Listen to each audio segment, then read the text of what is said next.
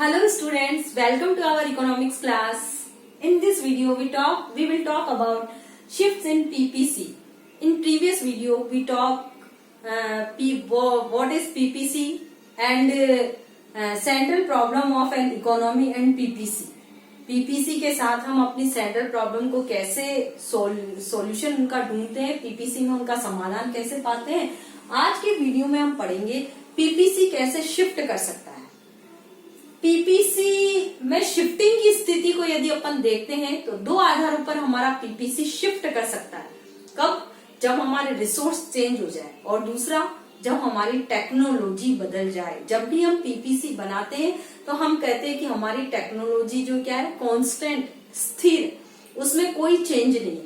तो जब हमारे रिसोर्स बदलते हैं तब हमारा पीपीसी बदल जाएगा, और अगर हमारी टेक्निक बदलती है तब भी हमारा पीपीसी बदल जाएगा। अब कैसे इसका बदलाव होगा उसको हम यहाँ समझने का प्रयास करेंगे। हम अपॉर्चुनिटी कॉस्ट है वो भी आज के वीडियो में ही देखेंगे, क्योंकि ये भी किससे जुड़ी हुई है, पीपीसी से। इसके बारे में बाद में बात करते हैं। पहले हम पढ़ेंगे शिफ्ट्स इन पीपीसी कैसे होता है। तो जब रिसोर्स बदल जाए, देखो जब दो वस्तुओं के कॉम्बिनेशन को बताता है जो पीपीसी हमारा, कि उनका जितने अवेलेबल रिसोर्स है उनका प्रयोग करते हुए हम दो वस्तुओं को मैक्सिमम कितना प्रोडक्शन कर सकते हैं। तो अगर हमारे रिसोर्स बढ़ जाते हैं, एक्स और वाई टू गुड्स है, उनका प्रोडक्शन करने में जितने रिसोर्स लगे हुए अगर वो बढ़ जाते हैं तो हमारा जो पीपीसी है वो कहाँ खिसक जाएगा, किधर की ओर शिफ्ट होगा, वो राइट साइड की ओर शिफ्ट हो जाएगा। और अगर हमारे जो रिसोर्सेज है वो डिक्रीज हो जाते हैं, उनमें कमी आ जाती है, तो क्या होगा, हमारा जो पीपीसी है किधर की ओर शिफ्ट हो जाएगा, लेफ्ट साइड में। पीपीसी अगर आगे आता है या हम यूं कहें राइट साइड की ओर शिफ्ट होता है, यानी क्या हो रहा है, हमारे रिसोर्स बढ़ रहे हैं। और अगर हमारे रिसोर्स डिक्रीज हो रहे हैं यानी पीपीसी लेफ्ट साइड के अंदर शिफ्ट हो जाएगा। डायग्राम के द्वारा देखेंगे अपन इसको भी।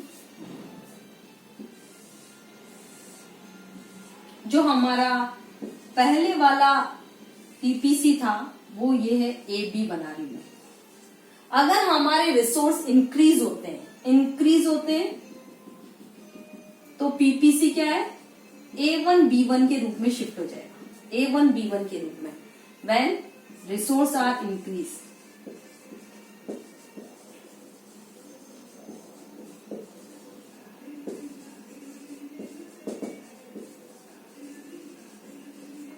अगर रिसोर्स बढ़ते हैं तो पीपीसी A1 B1 के रूप में शिफ्ट हो जाएगा, क्योंकि तब हम good x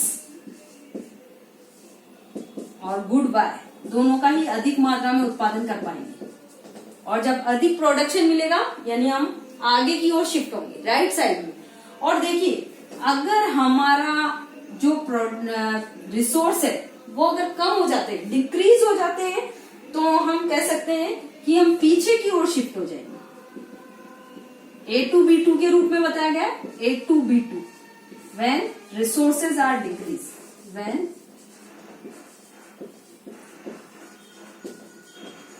resources are decrease. अगर रिसोर्सेज डिक्रीज हो जाते हैं तो हम लेफ्ट में आ जाएंगे, और अगर ये इंक्रीज होते हैं तो हम राइट में शिफ्ट हो जाएंगे। तो हमारा जो पहले वाला पीपीसी था, प्रोडक्शन पॉसिबिलिटी कर्व था, जो था ए बी था। और अगर रिसोर्स इंक्रीज होते हैं तो पीपीसी क्या बन जाएगा, A1 B1, और यदि डिक्रीज होता है तो क्या बन जाएगा, A2 B2। समझ गया, आ गया होगा आपको। संसाधन बढ़ेंगे तो हमारा गुड एक्स और गुड वाई का प्रोडक्शन बढ़ेगा, दोनों का प्रोडक्शन बढ़ेगा, आगे की ओर शिफ्ट होंगे हम, और प्रोडक्शन घटेगा तो हम पीछे की ओर शिफ्ट हो जाएंगे। बिल्कुल क्लियर है स्थिति। ऐसे ही देखो, यदि एक वस्तु गुड एक्स का प्रयोग करने वाले में अगर संसाधन या रिसोर्सेज बढ़ते हैं तो उसके अकॉर्डिंग हमारा पीपीसी बदल जाएगा, और गुड वाई के लिए रिसोर्सेज बढ़ते हैं तो उसके अकॉर्डिंग हमारा पीपीसी बदल जाएगा। उसको भी हम देख लेते हैं कैसे। जब केवल एक्स वस्तु का उत्पादन करने में लगाए जाने वाले संसाधन बढ़ते हैं, वो हम यहाँ पर स्पष्ट कर लेंगे। ये हमारा पहले वाला पीपीसी है, देखो ए बी गुड एक्स और इधर है गुड वाई। ए बी पहले वाला पीपीसी है जो बता रहा है कि हम कौन सा भी कॉम्बिनेशन लेंगे एक्स और वाई का मैक्सिमम प्रोडक्शन हम कर पाएंगे अगर केवल गुड एक्स वस्तु का उत्पादन करने वाले जो संसाधन है वो बढ़ते हैं तो क्या होगा, हमारा पीपीसी कैसे शिफ्ट हो जाएगा ए बी वन के रूप में। पहले ए बी था और केवल गुड एक्स का उत्पादन करने वाले रिसोर्सेज बढ़ते हैं तो ये ए बी वन के रूप में शिफ्ट हो जाएगा। ऐसे ही देखिए यदि केवल गुड वाई का प्रोडक्शन करने वाले रिसोर्सेज बढ़ते हैं तो हमारा जो प्रोडक्शन पॉसिबिलिटी कर्व है वो कैसे हो जाएगा, उल्टा हो जाएगा इसका। उसको भी अपन एक चित्र के द्वारा देख लेते हैं।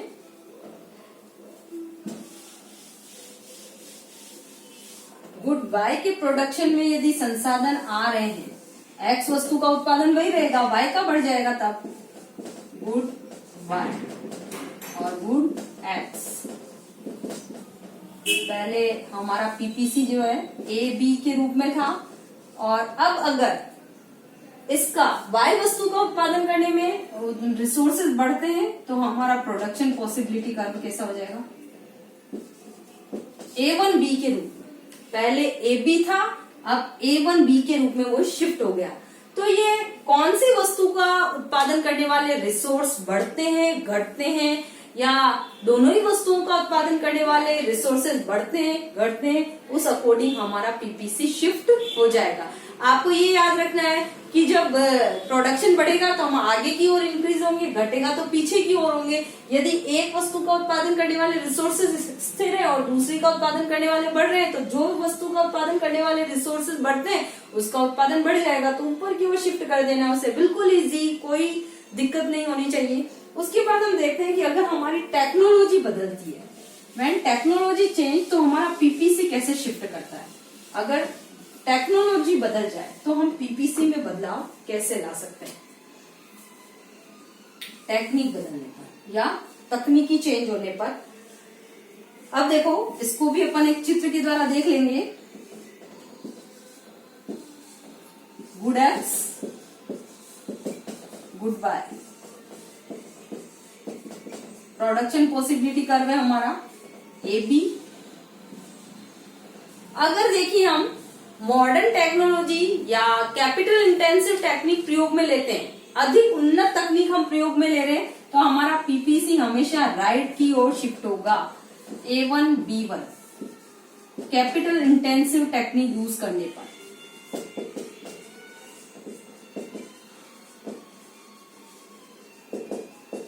Technique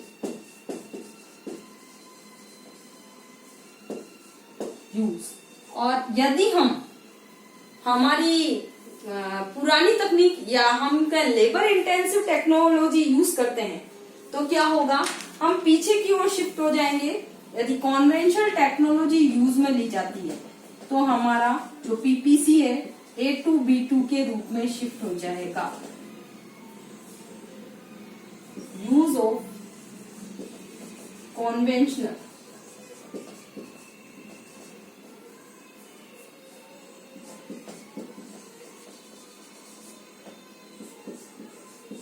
use of conventional technology, परंपरागत या पुरानी टेक्नोलॉजी इस्तेमाल की जाएगी तो गुड एक्स और गुड वाई दोनों का प्रोडक्शन घट जाएगा और हम A2 B2 के रूप में हमारे पीपीसी को देखेंगे।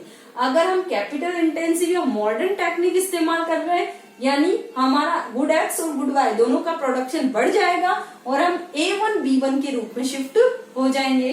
तो टेक्नोलॉजी बदल जाती है तब भी हमारा जो पीपीसी है वो बदल जाएगा। अगर हमारे रिसोर्सेज बदलते हैं तो भी पीपीसी बदल जाएगा। तो ध्यान रखिए पीपीसी में बदलाव कब आता है, टेक्नोलॉजी बदलने पर, रिसोर्स बदलने पर। रिसोर्स बदलेंगे पीपीसी बदलेगा।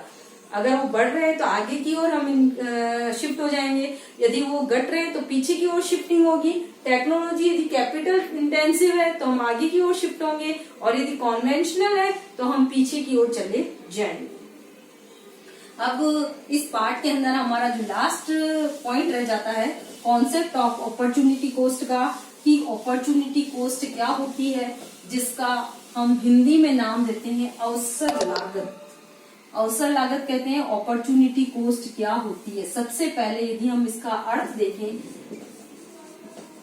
मीनिंग यदि मैं करूं अपॉर्चुनिटी कोस्ट का, तो पीपीसी के साथ जुड़ी हुई अवधारणा है ये भी। पीपीसी के साथ जुड़ी हुई अवधारणा कैसे कि जब अपन पीपीसी बनाते हैं तो हम कहते हैं कि एक वस्तु की एडिशनल यूनिट्स गेन करने के लिए हमें जो दूसरी वस्तु होती है उसकी कुछ जो यूनिट्स है उसको उसका लॉस करना होता है हमें, क्योंकि हमारे रिसोर्सेस क्या है, लिमिट है। तो अगर हम एक वस्तु की या एक कमोडिटी की एडिशनल इकाइयां प्राप्त करना चाहते हैं तो हमें दूसरी वस्तु की कुछ इकाइयां छोड़नी पड़ती है। तो उस छोड़ी जाने वाली इकाइयों की लागत को हम किस रूप में देखते हैं, अवसर लागत के रूप में। तो इसकी परिभाषा मैं कैसे कर सकती हूँ, it is the cost of available one opportunity in terms of the loss of other opportunity.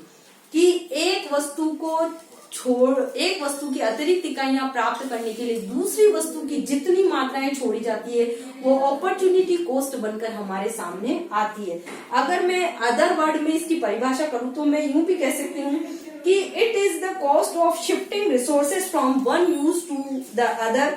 It is equal to the loss of output in use one when resources are shifted use one to use two. हमने कहा जब हमने PPC पढ़ा तो एक वस्तु की एक अतिरिक्त इकाई प्राप्त करने के लिए हम दूसरी वस्तु की अतिरिक्त इकाइयों को छोड़ते हैं। यदि एक वस्तु की अतिरिक्त इकाइयां प्राप्त करने के लिए दूसरी वस्तु की जितनी इकाइयां हम छोड़ रहे हैं वो अपॉर्चुनिटी कॉस्ट बनकर हमारे सामने उपस्थित होती है। इसके भी दो रूप है, जो टोटल अपॉर्चुनिटी कॉस्ट है वो टोटल लॉस को सूचित करेगी, जो मार्जिनल अपॉर्चुनिटी कॉस्ट है वो क्या होती है, एक अतिरिक्त इकाई प्राप्त करने के लिए जितनी यूनिट्स छोड़ी जाती है उसकी कॉस्ट को हमारे सामने सूचित करती है। डायग्राम के द्वारा हम इसको समझ सकते हैं।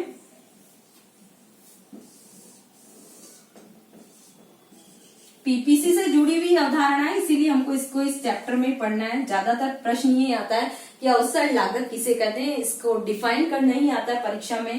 यहाँ हम चित्र के द्वारा बता रहे हैं कैसे गुड एक्स और इधर लिखूंगी मैं गुड वाई। ए बी ये हमारा पीपीसी है, बी सी डी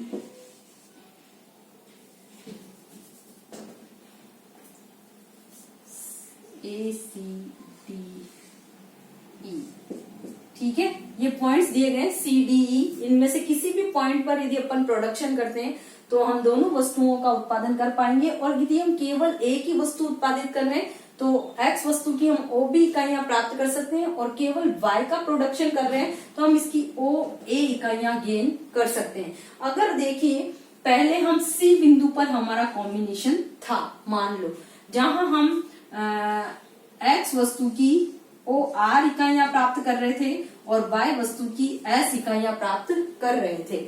लेकिन अब हम एक्स वस्तु का प्रोडक्शन बढ़ाना चाहते हैं तो हम डी बिंदु पर आ गए। एक्स वस्तु का प्रोडक्शन बढ़ाकर हमने ओ आर से ओ आर 1 कर दिया।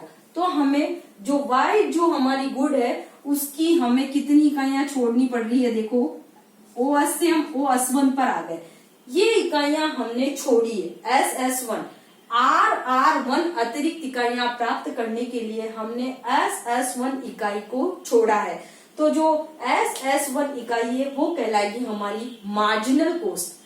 आर आर 1 प्राप्त करने के लिए यानी जिस वस्तु की एडिशनल इकाइयां प्राप्त करने के लिए हमने दूसरी वस्तु की जो इकाइयां छोड़ रहे हैं उनकी कॉस्ट हमारे लिए अपॉर्चुनिटी कॉस्ट बनकर सामने आती है, जिसको हम कह सकते हैं अवसर लागत। तो अपॉर्चुनिटी कॉस्ट क्या है, it is the cost of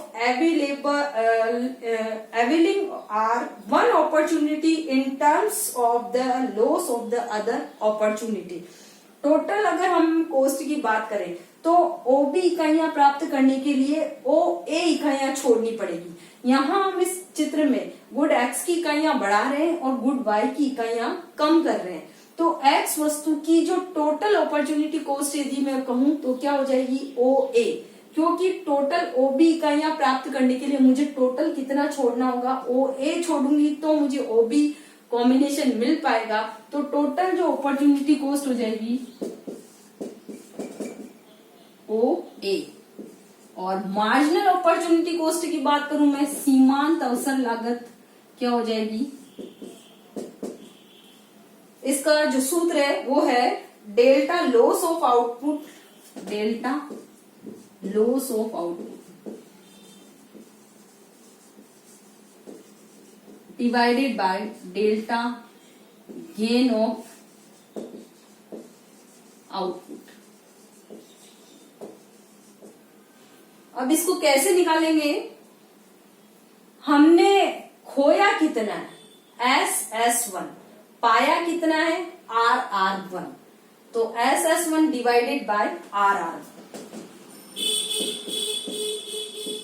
ये हो गई हमारी मार्जिनल अपॉर्चुनिटी कॉस्ट। ये हमने गेन किया, ये तो था हमारा गेन और ये था हमारा लॉस। ये लॉस है, ये गेन है, ठीक है। जितना लॉस किया है उसके अंदर जितना गेन किया है उसका भाग दे दीजिए। जो मार्जिनल अपॉर्चुनिटी कॉस्ट होती है वो 1 यूनिट की अवसर लागत बताती है कि एक अतिरिक्त इकाई गेन करने के लिए हमने जो दूसरी कमोडिटी है उसकी कितनी मात्राएं, कितनी क्वांटिटी छोड़ी है, उसके आधार पर मार्जिनल अपॉर्चुनिटी कॉस्ट बताई जाएगी। और टोटल अपॉर्चुनिटी कॉस्ट जो होती है टोटल गेन प्राप्त करने के लिए टोटल लॉस कितना किया है उसको सूचित करेगी। तो अवसर लागत आपको समझ में आ गया होगा, किसी वस्तु की एक इकाई प्राप्त करने के लिए उस वस्तु की दूसरी वस्तु की हम जितनी इकाइयां छोड़ते हैं या किसी वस्तु की एक एडिशनल इकाई प्राप्त करने के लिए दूसरी वस्तु की जितनी इकाइयां हम कम करते हैं वो कहलाती हमारी अवसर लागत। उनकी लागत जो है हमारे सामने वो जो है वो अवसर लागत के रूप में उपस्थित होती है। Total opportunity cost total gain और लॉस को सूचित करेगी, जबकि मार्जिनल अपॉर्चुनिटी कॉस्ट एक एडिशनल यूनिट को प्राप्त करने के लिए दूसरी वस्तु की जितनी इकाइयों का लॉस होता है उसको हमें बताती है।